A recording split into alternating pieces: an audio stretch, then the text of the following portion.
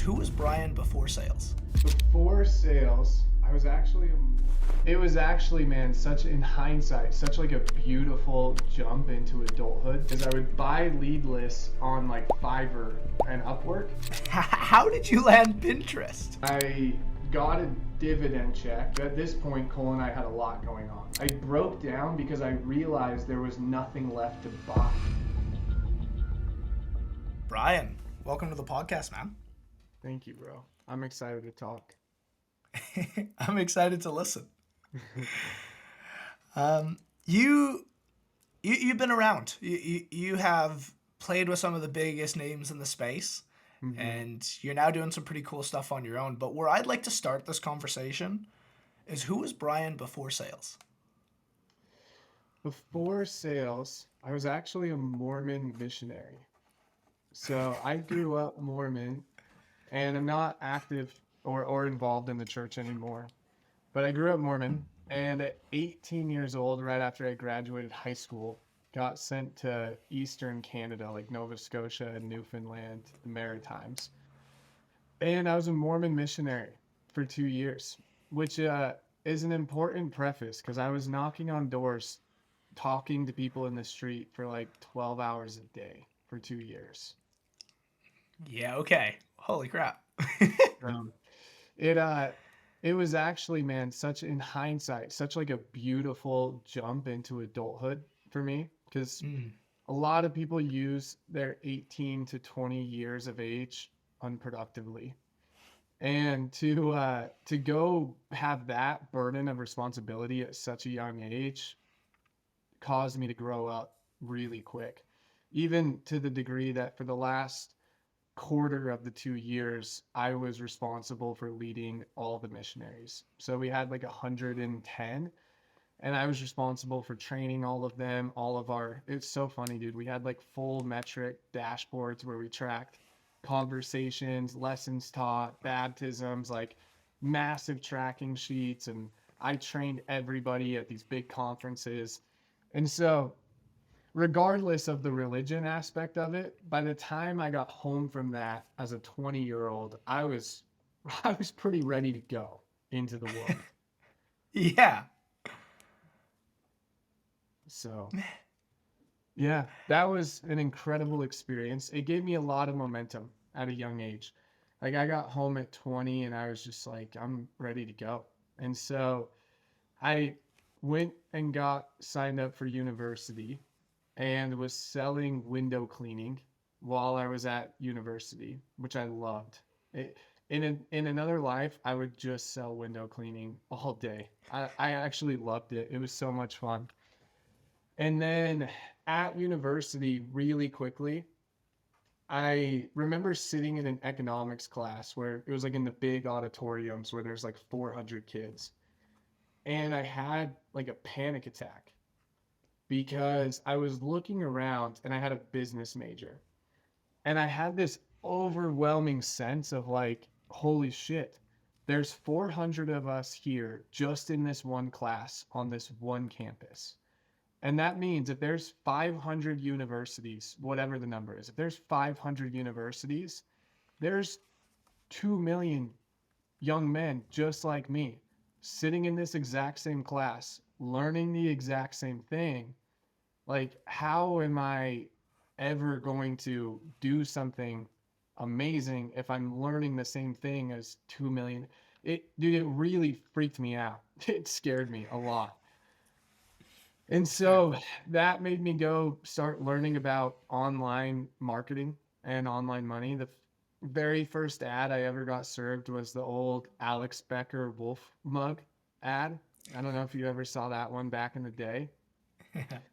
So I started going on all of his webinars and started learning about drop shipping. And then through a series of crazy events, I got a job for Pinterest. And there was a bunch of really cool synchronicities that happened for me to get the job.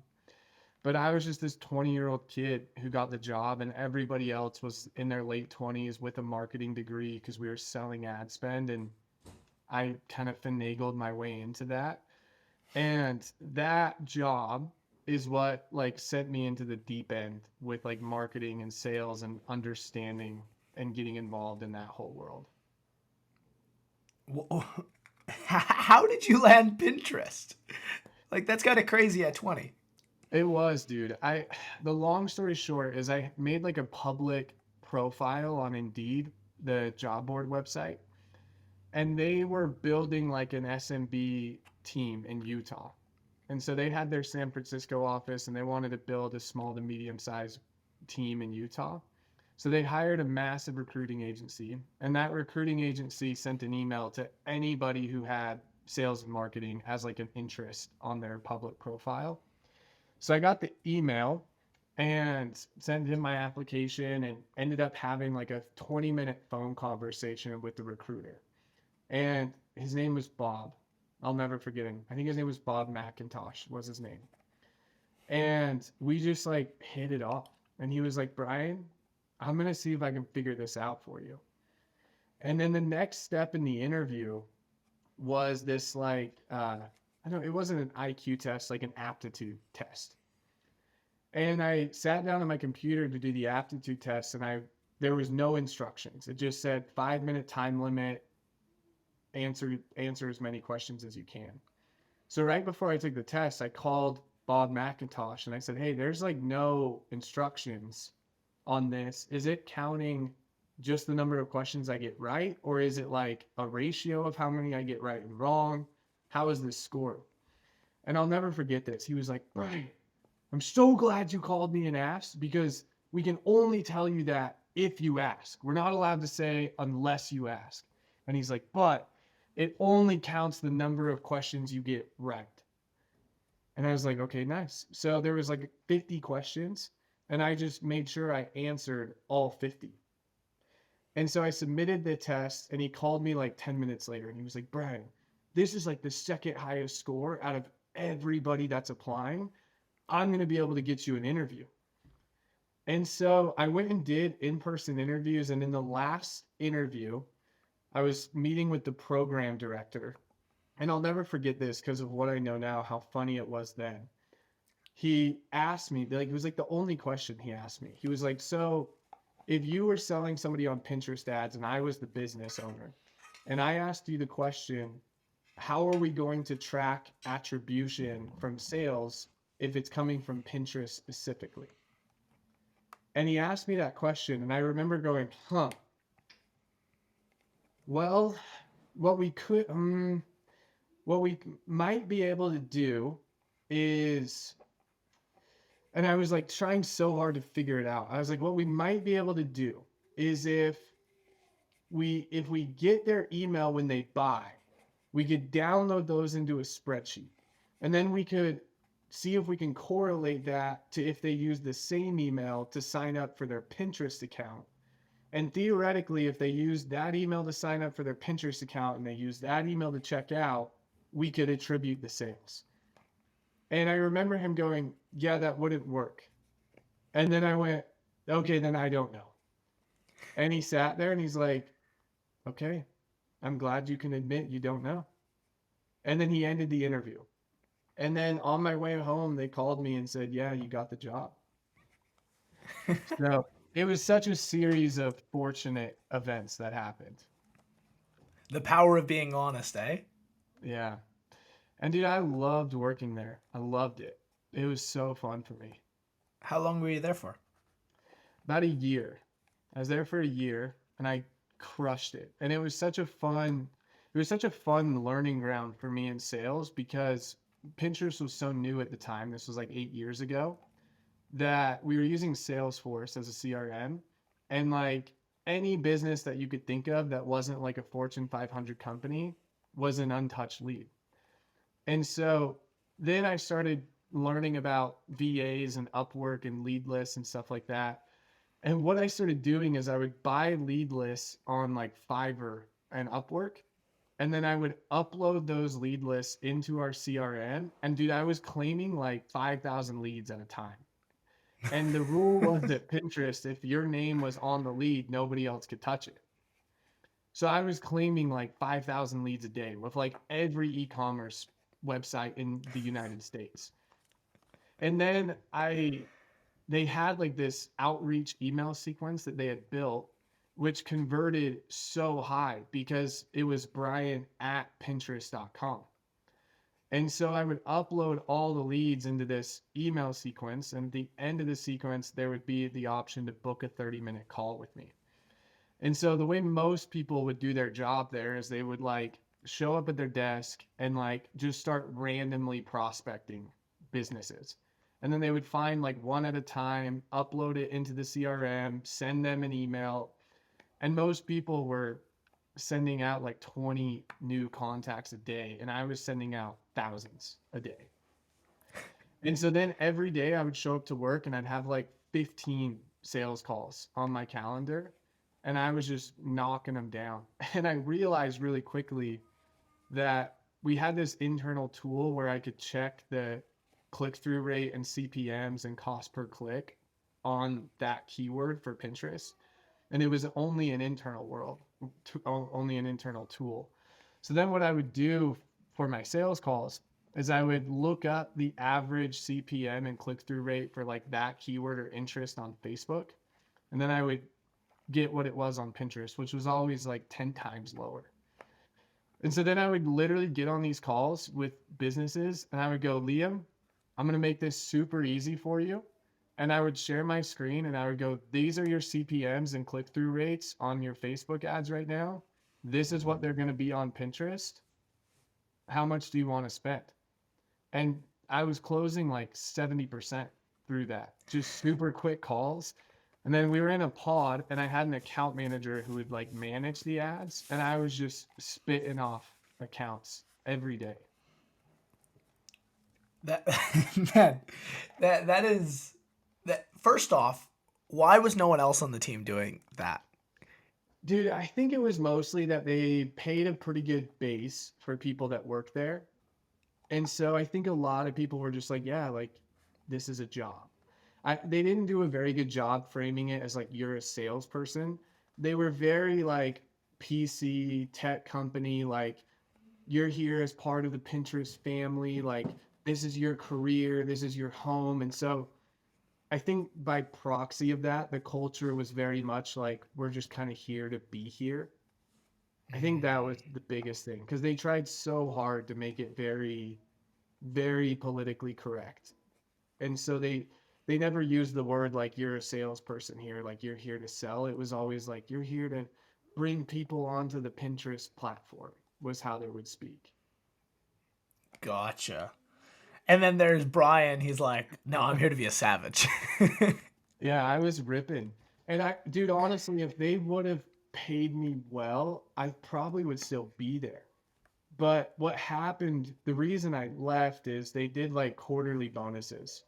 And the bonus tier would accelerate up until you hit like your quota for the quarter, but then it would decelerate.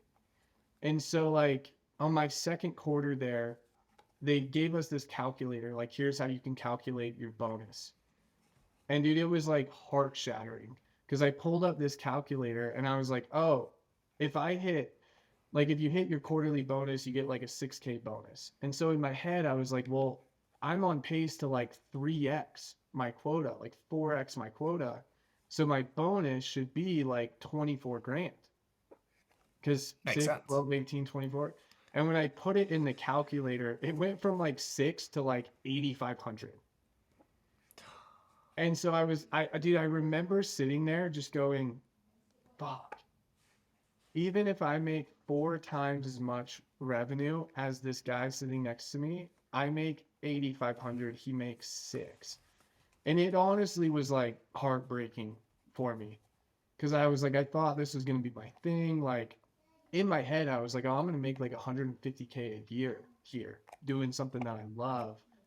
And it was not that. Did you talk to them about it?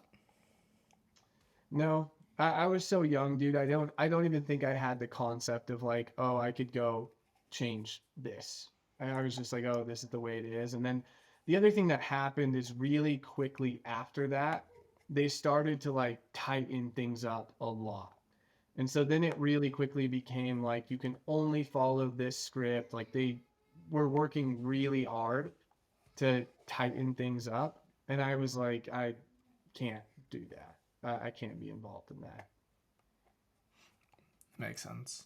So you're there for a year. You absolutely crush it. Then you get heartbroken because you realize that, oh shit, this isn't the long term play, Yeah. right? Where do you go next? So then after that, the whole time when I would get home from work, I was like trying to figure out drop shipping. Okay. And so I was learning a lot about like marketing and e-commerce, and I actually went through the process of making like a whole drop shipping store, set up, everything connected, like making ads, bought a mentorship program, like did the whole 9 yards. And then I set everything live. And dude, this is so funny. I remember telling my mom about it. Like, yeah, I started this e-commerce business. And my mom said, "Oh, let me buy something from it." And I was like, "Okay." So I sent her the link. And she bought like $100 worth of stuff. And then do you remember, have you ever heard of the term like Oberlo, that fulfillment software? It was like the thing you would use to drop ship the stuff. Okay. And so I went into Oberlo to fulfill her order. And I sat there and I was like, oh, my mom paid me 100 and this is costing me $18 and I'm never even going to see the product. This is shitty. Like this does not feel good to me at all. And as soon as I sat with that, I'm not even kidding, that same night, I just shut it all down. I was like, that I can't do that. Like, I can't take people's money knowing I'm creating no real value proposition. I'm not saying that's morally correct, but at the time, that was like, for whatever reason, I was like, no, that's not it. Can't do that. But it did make me learn a ton about Facebook ads and marketing. And then I got served an ad forever ago. This is so long ago from Rob Quinn for his agency in a box course. And it was like $100. So I bought that. And that's how I learned about the whole like SMMA space. And Yeah. then I started joining all like the SMMA Facebook groups and kind of learning that this whole like internet marketing thing was a thing. And because I had gotten so good at selling ads for Pinterest, I was closing a lot of clients for my Ostermiller Capital marketing agency. And so I started like posting in all these groups, like the screenshots of the checks I was getting from clients. Cause I was like wheeling and dealing, dude. I was closing so many clients. And I was using this like white label service to fulfill on them. And I kind of hit the same tipping point where I was like, this doesn't sit well with me because I'm like taking their money and I'm profiting, and these other people over here are fulfilling. And I'm like, again, not saying that that's morally incorrect, but it didn't sit well with me at the time. And then I met my first business partner, Sebastian Robeck. And the way our relationship initially started is he had a course that he had launched with like 50 people in it. And I had the idea, like, hey, why don't I become like a white label salesperson? Like, I don't like dealing with the clients, but I can close them. So he promoted me as like a white label closer for all the people in his SMMA course. And dude, it was hysterical. These people would like book sales calls and then add me on, and I would be like their partner. So I was just getting on like all these random agency sales calls. And it didn't last for very long because after like 3 weeks of basically lying, I was like, again, I was just like, no, this is not it. Like, I can't keep lying and saying that I'm all these people's business partner. It was like the same thing. I was just like, no, this isn't it. But Sebastian, my business partner, was phenomenal at marketing. Like the client fulfillment, marketing, that side of things, he was incredible at. And so we started talking and hanging out, and I was like, dude, I can teach sales. You can teach these people to do fulfillment and run ads. Let's start mentoring people. And so then I started closing people really quick as an upsell that had bought his course. And we closed like, I think maybe like 15K in like mentorship upsells to people in his course. And then we met Taylor Welch and the traffic and funnels crew went through Client Kit. And that's when we were like, oh, there's like this high ticket offer thing that we can do. And we crushed it. We got to like 100 grand a month in like 5 months with our offer, running ads, doing webinars, having a Facebook group. And we ran, it was called Agency Hypergrowth, where we taught how to start an SMMA for 2 years. So I would have been 21 and 22 years old when I was doing that. And we did over 7 figures each year. We didn't take home a lot of money because we were spending every dollar we could on every coach and mastermind we could ever interface with. So we didn't take home very much money at all, relatively speaking, to what we could have collecting $2 million. But I learned a ton and met a ton of people, and it was phenomenal. So I did that for 2 years with him. Wow. Where did that so you're running your own business, it's crushing, like, getting up to 100K in 6 months. That's, first off, that alone is great. Mm-hmm. But then to continue to be able to sustain that level for 2 years, I'd say is the bigger side. Now, having been in the high ticket space a while, that's the more impressive thing to me. Yeah. Why'd you shut it down? I hit a point personally. It was 100% on me. And if Sebastian, if you ever hear this, I've already apologized, but it was on me. I got to this place where after 2 years, Liam, I just had this constant, like, deep sinking feeling of I'm not growing. Like, the way I worded it at the time, because I was paying every performance coach I could find to help me figure this out. And the thing I kept saying to all of these performance coaches, it was the same line every time. I kept saying, I feel like there's another version of me out there, and I can't figure out how to reach him. Like, I can't figure this out. I know that I can do more. I can feel that my potential is bigger. And that no matter what I do, I'm not closing the gap.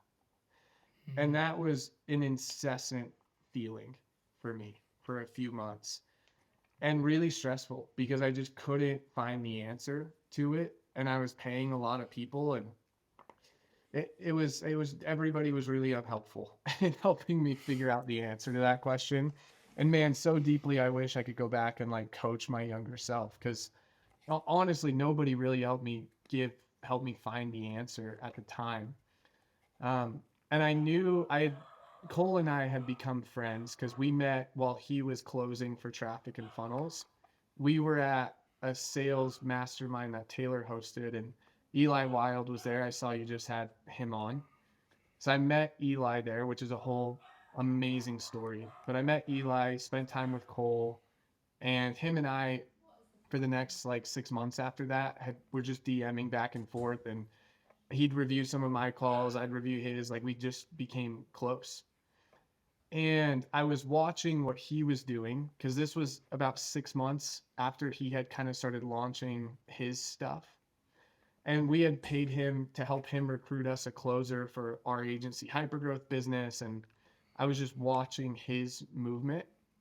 And it was really funny how it happened. It was actually, it's funny and a God intervention in my life. But I remember I called him on like a Tuesday and he didn't answer. And then on a Sunday morning, he called me. And I was like, "What's up, bro?" And he's like, "I'm just brushing my teeth. And I remembered that you called." And I was like, "Yeah, dude." And I explained to him what I had been feeling. And he went, "Well, I have this idea for a business called Remote Closing Academy. And you know how to sell. So, like, why don't you just come do it?" And then January 1st of 2021, we started RCA. It's crazy. Yeah. Imagine if he'd ever brushed his teeth and remembered that call. For real. It would be a different life trajectory for sure.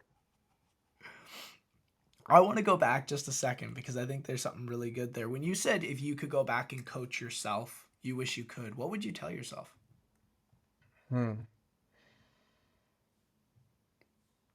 I mean, the first part is, dude, I would just want to sit there and like give myself a hug.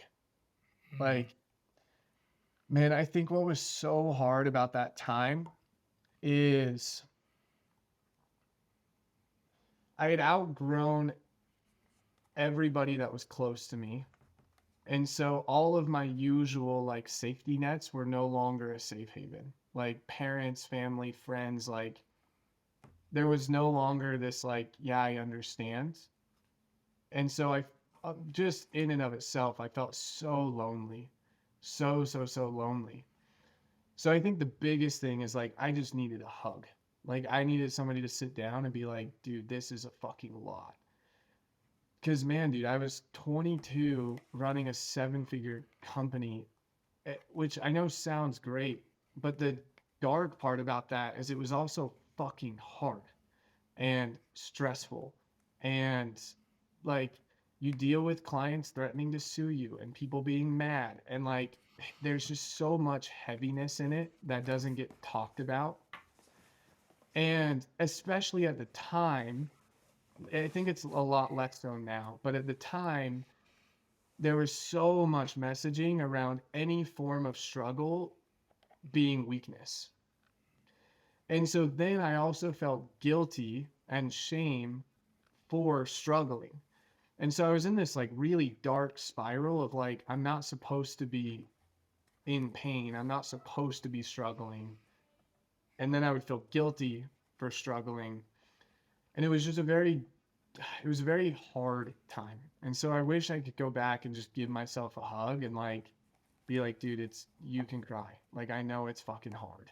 I know you're struggling. I know it's a lot. I know it's a lot of pressure. And then past that, I wish somebody would have just asked me questions and been like, hey, when you say that you feel like there's more potential, what do you think that looks like? Tell me about it. What do you think that looks like? Where do you think the gap is right now? What do you think's actually the thing holding you back? Because what I now realize and what I wanted to help myself see then is there was no gap in skill set. There was no gap in work ethic. There was no gap in capacity.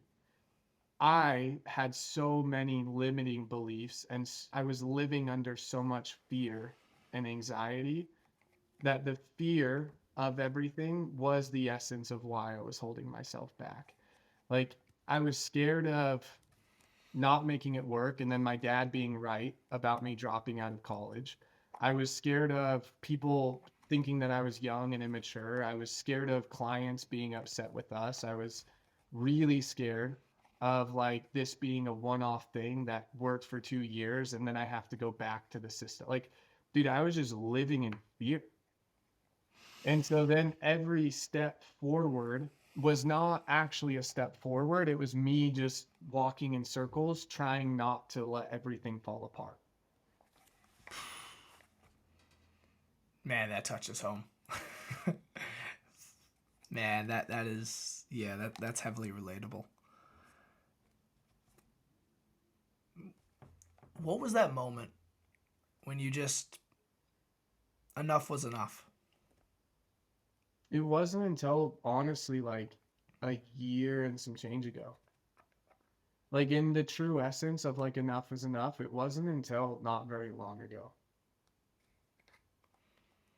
And what do you think that was? Like, why do you think that feeling finally came? Because I highly doubt it was the money. I highly doubt it was the things that you had. It would have been something internal.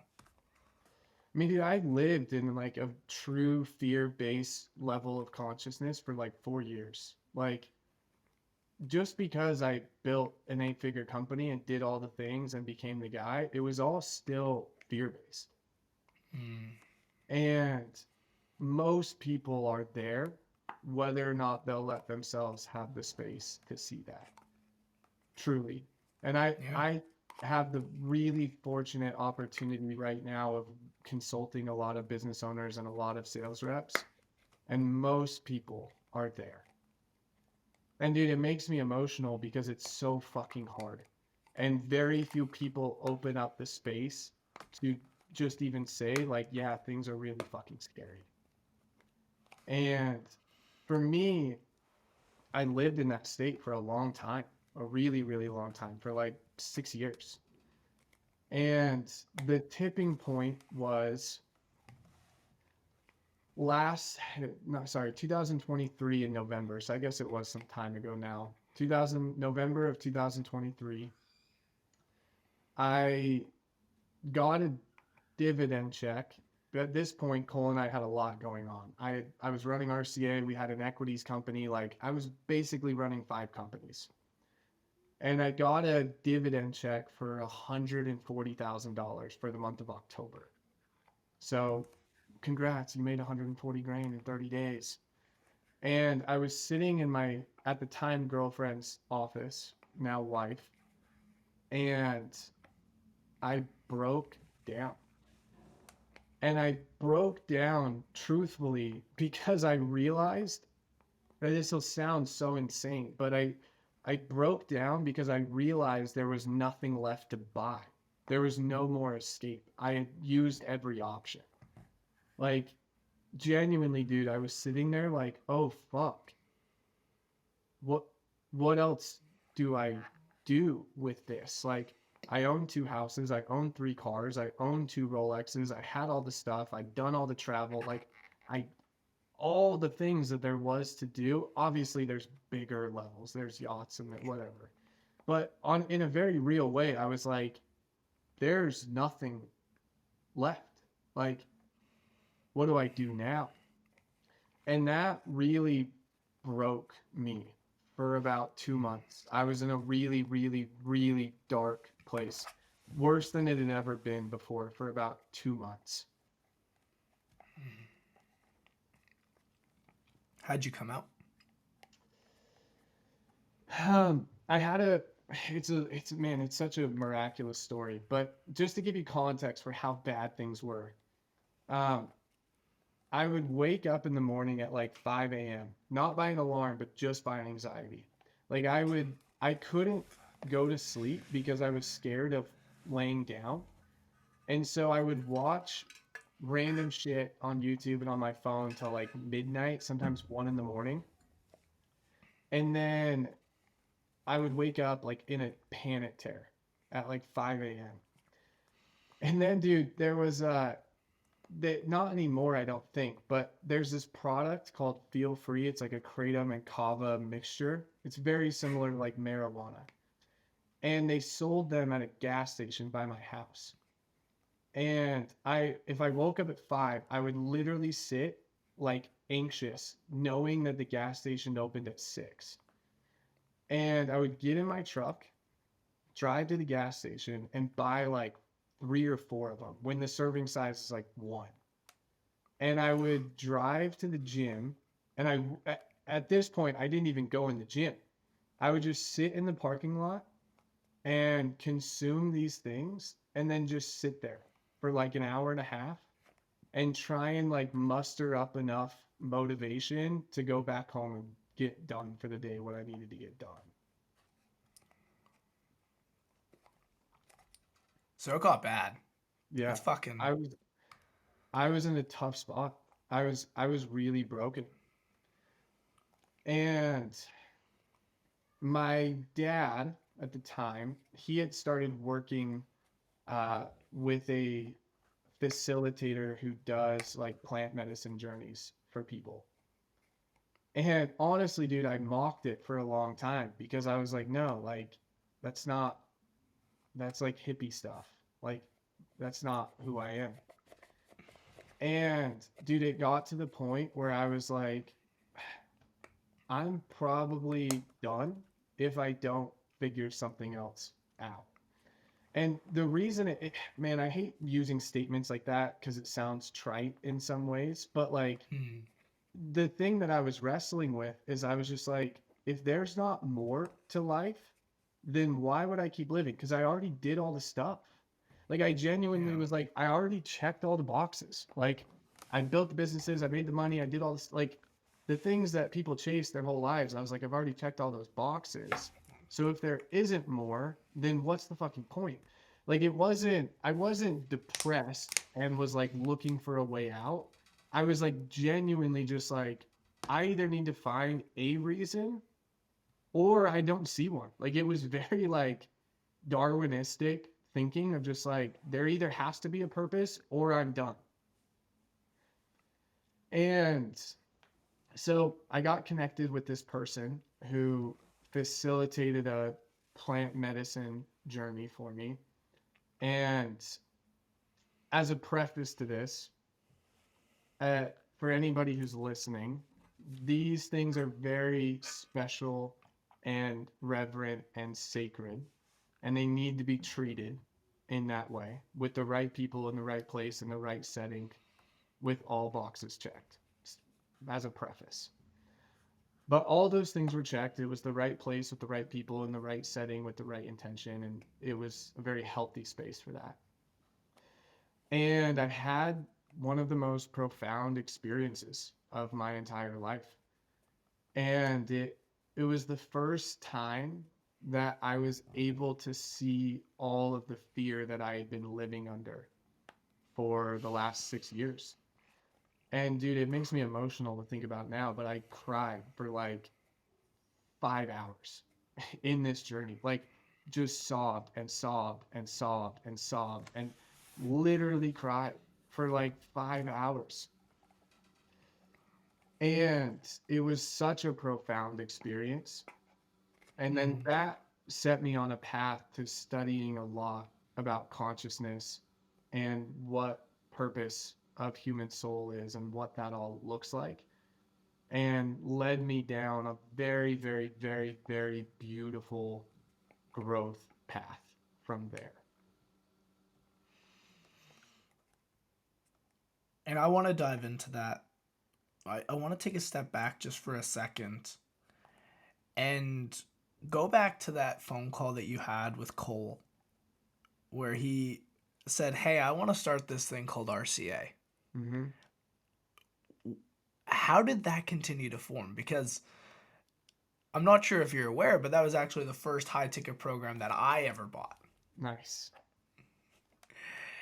So walk me through how Dude, did how did it that actually come honestly, about?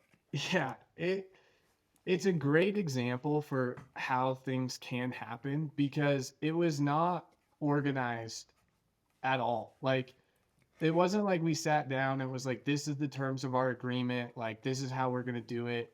None of that happened. Like it was literally just like, all right, dude, I'll turn on the ads. And then that was it.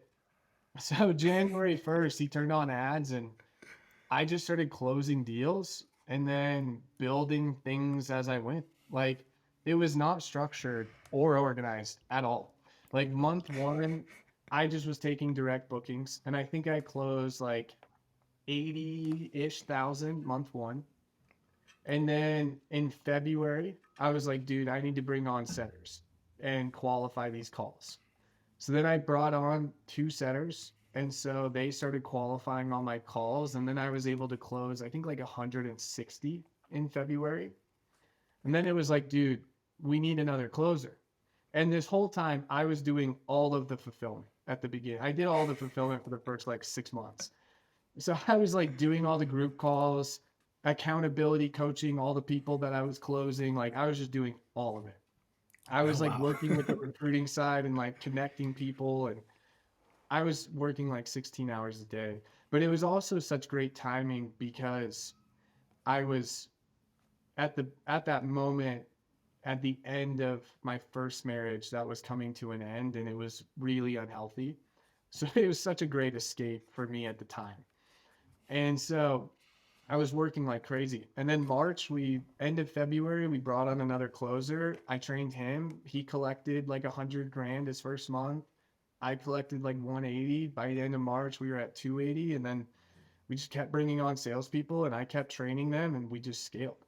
But like we didn't really have like a formal, like, okay, now this is what our business partnership looks like until month like 8 or 9. It just, I just was going nuts and bringing on a ton of team and building it out and scaling it out. What were you comping at that time? Because it's like a partnership, but at the same time, Dude, nothing's it was official fun. yet. It changed every like 60 days. It was so funny. Because like also the B2B side of his business was growing like crazy as well. And so there was just like so much momentum that honestly like I didn't care. And so because I didn't really care, I didn't like press the issue. Eventually after about 8 months, we settled on like a formal revenue share agreement as partners in the business. But the first 8 months, it was just like, okay, dude, I'm doing this now. I want this much money. And then it was like, it just kept changing until we finally like formalized a legitimate partnership with profit share. Yeah. Okay. So that's eight. That's like 8, 9 months in. It doesn't stop there. You guys go on to hit some freaking crazy things. Yeah. So keep walking me through that.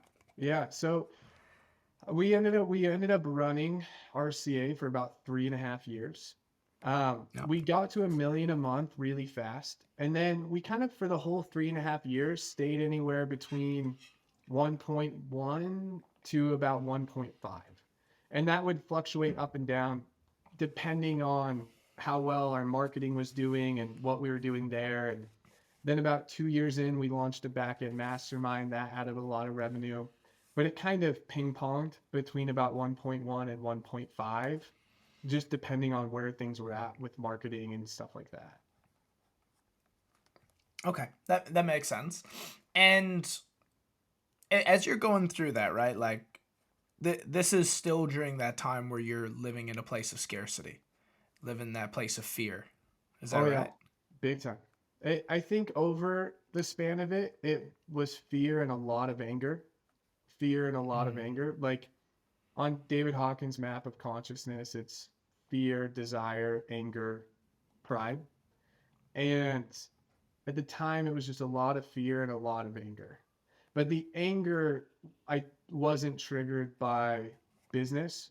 Anger was triggered by the divorce that I had when I was 23. Mm. Yeah, that makes sense. Yeah. I mean, I don't know anyone that goes through that process and isn't a little bit angry. Yeah. So I mean, but in its entirety, yes, I was in a very low consciousness state for the majority of the time. Which I want to touch on for a second because obviously I don't want anyone to have to live in that state, but I do want to highlight the fact that you're in a place where you're not feeling great day to day. Yeah, you're doing all the cool shit, and on the outside it looks great, but like on the inside, it's hard. Big But time. you're still able to continue to go out there, not just accomplish things, but like actually hit strides in the industry, Mm-hmm. right? And starting to set some benchmarks out there. Because I think so many people, and you've talked to way more sales reps than I have, um, they go off of motivation Yeah. and being like, I'm motivated to do it, but like that doesn't last. No. And it's so unreliable. It's so unreliable. So what was allowing you to see that success? Like what were you how? That's my only question is how. I think it's two parts. I think part number one is I'm very blessed to have just such a natural, inquisitive, growth oriented nature. And I don't know if that's taught or nurtured or innate or what. I don't know the answer to that, but I've always been so passionate about the process of growth and the process of learning. And once you get over that like initial hurdle of things just being hard and you start catching stride, it's fun. Like it's very fun to continue in momentum. And so I think that was a big part of it. And then I think the other part of it is like the bear behind me that I thought was chasing me was so big and so scary that I just didn't ever stop running from the bear, so to speak. that the cost of inaction was coming for you. Yeah, big time. Now, you're running RCA. It's gotten to the point it's staying between the 1.1, 1.6 mil, right? You're doing that. and you guys decide to shut it down. Hmm. Why? How? Yeah, we at the end of 2022, beginning of 2020, sorry, let me see if I can get the date straight. End of 2022, started like an equities company. Yeah. There's a chance I get the years wrong, but let's say it was 2022. We started an equities company. And so I went and closed like 66 partnerships really quickly. And we were kind of copying like the hormozyacquisition.com idea. And so we took on six partnerships. And so really quickly, it was like, holy shit, I'm now running six companies. Like I'm doing all sales and development for six companies. Cole's doing the marketing for six companies. Like we're recruiting for six companies. It happened really fast. And all of them grew. And one of them, which was a health and wellness company, from the time we started with them in July till the following March, went from 0 to 2 million a month in cash collected. Okay. So it scaled ridiculously fast. And at the time, we were like, man, we're going to sell this company for hundreds of millions of dollars. Like it's growing tremendously quick. Like everything's happening so fast. And we also had these other equity companies that we were making a lot of money from. And to be honest, dude, we both just got to the point with RCA where it was like, man, it's been a great run. And running $1 million a month high ticket coaching program is a lot of work. Like it's a lot of marketing effort, a lot of diligence in sales team, a lot of fulfillment staff. Like no matter how good you are at business, due to the nature of that business model, it's a lot of work no matter what. Of course. And for both of us, I think we just got to the point where we're like, man, we have all this other great stuff going on. It's just kind of time to ramp it down. And so it wasn't really like a shutting down of, we just naturally let it ramp down. And I've seen some stuff on Facebook and things like that. That's just not true about what happened. Like we didn't have any issues legally. We didn't have employee issues. Like there was no issues. We just both got to the point where it was like it feels like the natural end to a good thing.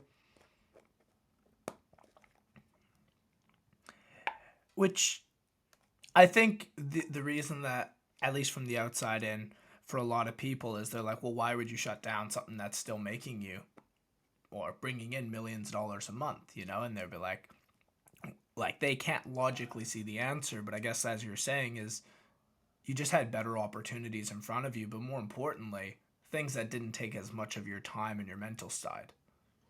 Yeah, and when you grow in a way that you know how to do business, you lose the attachment to any one business. And Mm-hmm. so I think for Cole and I, a part of it too is like, if we're not loving this anymore, we can go do other things that we love. And Yeah. I was burned out of it. Like, I've been running sales meetings 5 days a week for 3.5 years. And it was just like, man, I think we're ready to do the next thing. And if you put yourself in our seat at the time, we had equity in five companies. For Cole, SDA was still doing 2 million a month. We had just grown this health company from 0 to 2 million a month, and It's we crazy. had equity in four other companies. And so from our seat, it made perfect sense to be like, yeah, it's time. And it does, you know, it really comes down to no one else was making that decision. You know, anyone Mm-hmm. else could look at it, but they weren't you guys. They weren't in that spot. They didn't have the foresight, but also the feelings that are going on. You know what I mean? Yeah, and it's hard when you lose passion for something. And what we both were super aware of is like we would so much rather have us be in choice and say, let's ramp this down correctly and take care of people and continue fulfillment. Like we continued fulfillment for a long time, but for as long as we needed to fulfill everybody's agreement. And for us, it was like, why don't we just be in choice and ramp this down in a way that's healthy and makes sense, then ignore and be ignorant to the lack of passion and the burnout and wait for it to happen to us. It makes sense. And look, to all the power to you. Like this community still has life in it well after it's been stopped. Mm-hmm. You know, there's still stuff going on in there. There's still people. There's still. I met my first ever online friends Mm-hmm. in high ticket closing in that group, right? Which is it's funny. Yeah. It's so funny. The world's small. The world is very small. Yeah. Okay, so we ramped down that. It's done. It's over. What is Bryan focusing on next? Like you have the health company. That's obviously a big focus. Mm-hmm. Yeah. So Where did that end up? yeah, Yeah. this takes us to the top of 2024. So I guess we would have started the equities company in 2023. I missed that timeline earlier. Um, in the first 6 months of 2024, we scaled to like 2.9 million a month at our peak, and I was over Beauty. all revenue for that. So it did phenomenally well. And then last summer, I started to have the same feelings come up for me that I had had earlier in life of just like, it's gonna come time for a change. It's coming. Mm, And yeah. it's hard to experientially explain that to somebody because it's like, but you have all this stuff. And it's like, yeah, I have all this stuff and I know what I'm feeling. I know what I'm being called to. And so in September of 2024, I felt very clear that it was time for me to go do the next thing, which is where I found a lot of calling in. And so, again, there wasn't like the thing that happens. It just was time for the next thing, which I know those words don't suffice to explain it, but it was just time. It the other thing that happens over time is when all the material things that you're chasing for so long are no longer a factor in decision making, it changes how you think so tremendously. And I was so fortunate to be in a spot where those things were no longer of much interest to me. And what I was Mm, really optimizing for is like, but what is the life that I want to build? Like, what does Brian's dream life look like? And when I started to sit with that, I became pretty clear like, yeah, my dream life is not running a $35 million a year company. That is not my company. Like, that's not my dream life. And again, like, if for me, if I'm not 100% all in on the thing and I feel that that's happening, it's yeah. time. Because I, in my conscious, don't want to be halfway on any one thing. And so it just got to the point where it was time for the next thing. What did you do next? So then after that, I started, honestly, it built on itself. I didn't really have vision for what it was going to be. I do now, but at the time, it's interesting. I think God does a really good job of giving us the next step and letting it just be that. Has always been very true for me, where it's like, once you take step one, I will show you step two. When you take step two, I will show you step three, which is why My faith is so important. my favorite Bible verse is Proverbs 16 verse 9. The heart of a man plans his way, but the Lord establishes his footsteps. There you go. So I knew what my step one was, but I had no idea what was going to happen after that. Sure. And what I felt super clear on is I had experienced such profound change in consciousness and awareness and growth in such an incredible amount of time.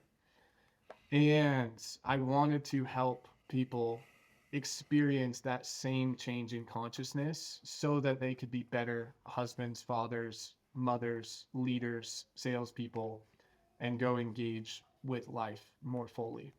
And so I just started coaching. Like I honestly, what's funny is the first like 5 clients I had for like my coaching program was me DMing them because I had known them saying, "Hey, I need you to pay me 9 grand for coaching." Like literally just like, I need you to pay me 9 grand for coaching because I have this idea for what I think I'm going to be able to help you do. And I need someone to pay me so I can see if we can actually pull this off. Because I didn't know. I was like, I've experienced all this change. Let me see if I can help other people experience this same change. Let's try it. And dude, really quickly, everybody I started coaching started having immense transformation and immense change, both personally and professionally, because both are important to me. Both are important to me. And it was like the first person I worked with doubled and tripled commission. Second person I worked with got out of a setter role, moved into a closer role, made 20 grand. And it was just like everybody that I was taking through this developmental process was noting massive life engagement change and also being able to orchestrate that into career growth and change in business as well. Mm. Um, and then I launched a school group, which thank thankful for my wife for doing that. She basically set it all up and said, "Sit your ass down, and I'm going to make sure you're on Zoom in front of people." And the transformation for the people in the group was also very profound. And I've only made a few Facebook posts about it, and it's just grown through referrals, which has been special for me to Mm. be able to create something that is desired to be referred. So we have about 165 paying members right now through referrals. And I don't care how many people are in the group. I just care that the right people are in the group. And so we have that. And then I'm coaching a lot of people through this process right now. And then also consulting business owners on how to take this same ideology and apply it in their business. And it's just been a beautiful spectrum of working with different people, but under the same principle. Mm. That's cool. I actually didn't know that. Yeah. So, you know, I funny enough, when you were still running RCA, you and I actually had an interview. It was just before my wife was having our baby, Uh huh. and I'm based in New Zealand, Mm-hmm. right? So it was gonna be like a crazy time. Like the time zone was like up at 1 in the morning to do calls, right? And you're like, you leveled with me. You're like, man, like I like you, and if you want to have a shot, like I'm happy to give it to you. But like, do you really want to do this right now when your wife's about to have a baby? You're like, I don't think you should. And I was like, Bryan, you're probably right. Let's hold off. Mm-hmm. And we never ended up circling back on it, but I did end up really enjoying my time with my daughter. So it's Good. a I'm small glad. world on that. I'm glad. Um, but I bring that up just because I think it's always been a massive part of you to be able to help other people, Mm-hmm. right? In everything that you've done and always having the person be first. And from that point, when you dropped off, quote unquote, from the outside looking in, you actually just went to be more, I guess, onto your truer path, which is getting back to that. Mm-hmm. 100%. Just quickly, what is that the coaching business called now? Just so we can put a label to it. Yeah, our school group is called Sales Generators. And then the program that we take people through is called Clarity Selling. And so the premise is let's help you get clarity in self so that you can help your prospects and your teams have clarity in themselves. Because what I've learned about sales is there's a there's a lot of great initial sales training that's really important. And the highest level of sales is being able to see the context of a person, not the content of a person. Because Mm. context is so much more important than content. So an example of that would be like you're on a sales call and you say, "Okay, cool. So like tell me about your goals." And the prospect goes, if I could like just make an extra 5 grand a month, that would be amazing. Closers that just know content go, come on, what about a bigger goal than that? Like, what about 10K? What if we set the Mm. goal at 10K? And the prospect goes, yeah, 10K would be life changing. That'd be amazing. A salesperson that understands context and consciousness goes, hey, like, what's going on? Are you okay? Like, what are you feeling? You said things would be like 5 grand a month would be life changing. Like, what's going on in life right now? Because if you understand context, you go, holy shit, like I asked this person about their goals and they shrunk. Like they shrunk. And I care more about that sinking feeling that they just had than the words that came out of their mouth. Yeah. And so the way we teach clarity in self and clarity in selling is through the premise of the map of consciousness by David Hawkins.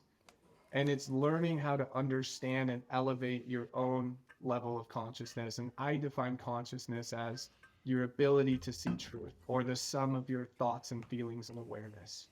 And so as your own level of awareness grows and expands, you can see a greater whole of truth, right? And then when you can see that in prospects, we can change how we're communicating with them so tremendously. Because a prospect that's living in fear is a very different prospect that's living in pride. Very, very, very different. One needs to be supported while the other needs to be pushed. Like a prospect who's deep in desire is very different than a prospect who's just angry. And so when we can learn to identify, like, where is this person really at? Like in their experience of the world, what is really going on?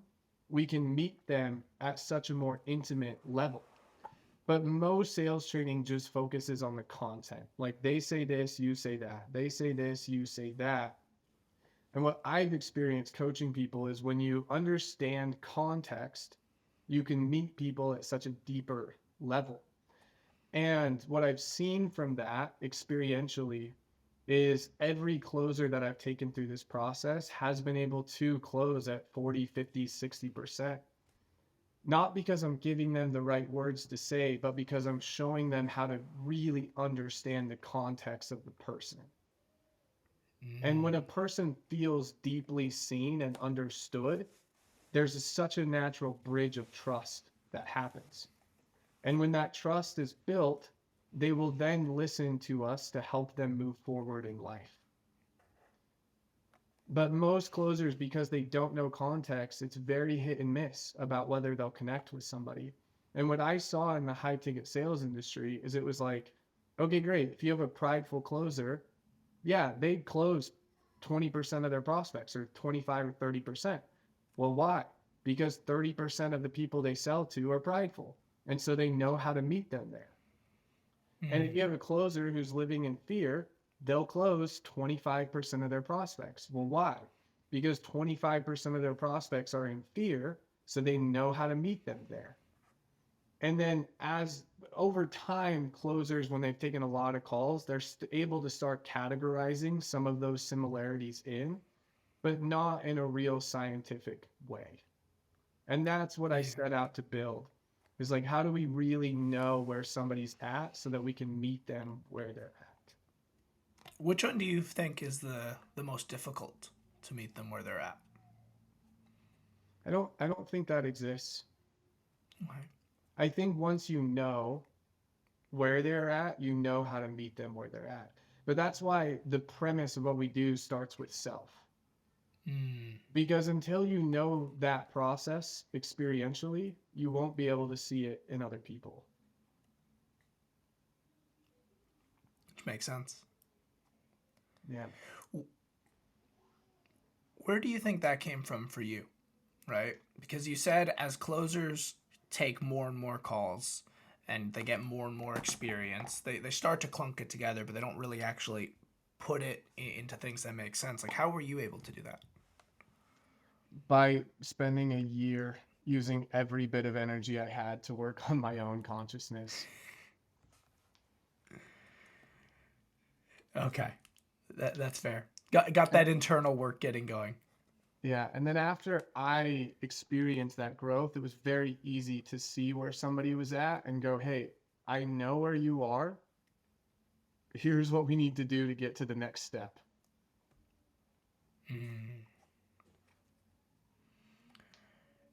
You had built by this point 6, 7. This is your eighth business, if I'm not Yeah, mistaken. a lot. I've done a lot. It, Yeah.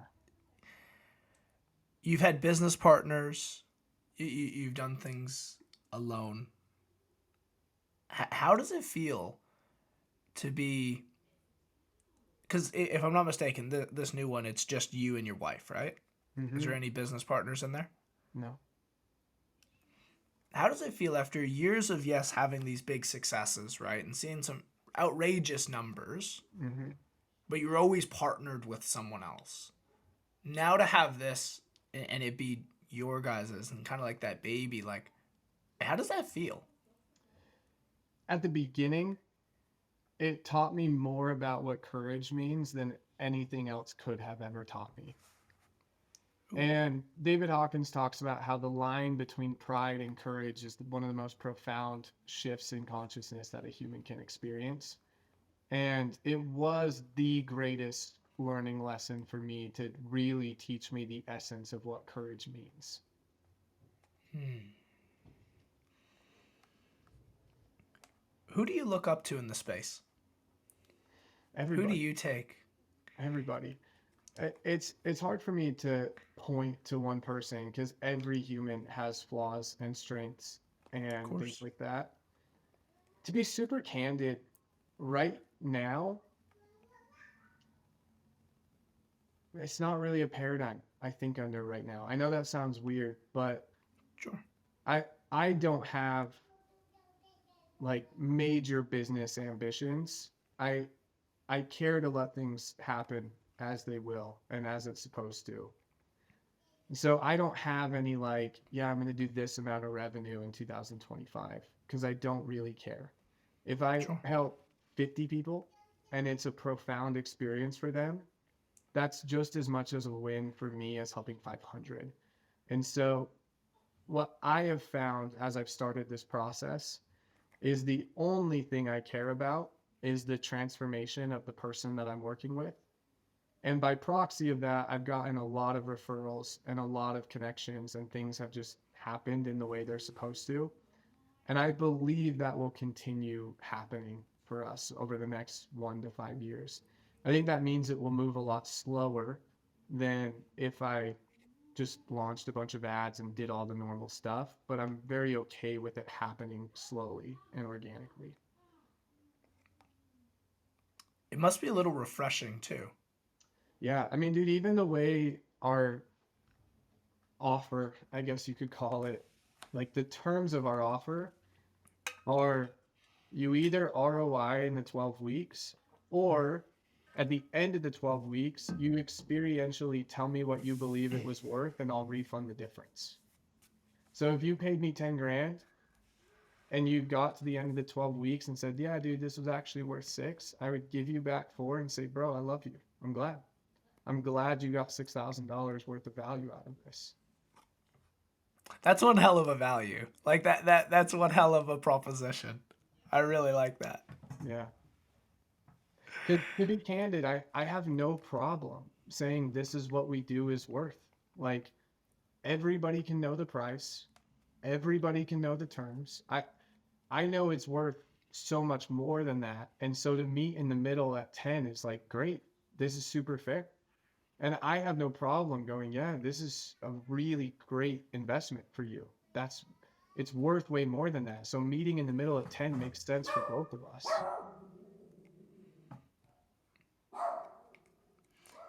And who do you best serve? Anybody who's willing to create change in themselves. It doesn't matter what they're doing in life or where they're at. Anybody who has the willingness for change. And that's looked like setters, it's looked like closers, it's looked like entrepreneurs running big businesses. It's been the whole spectrum.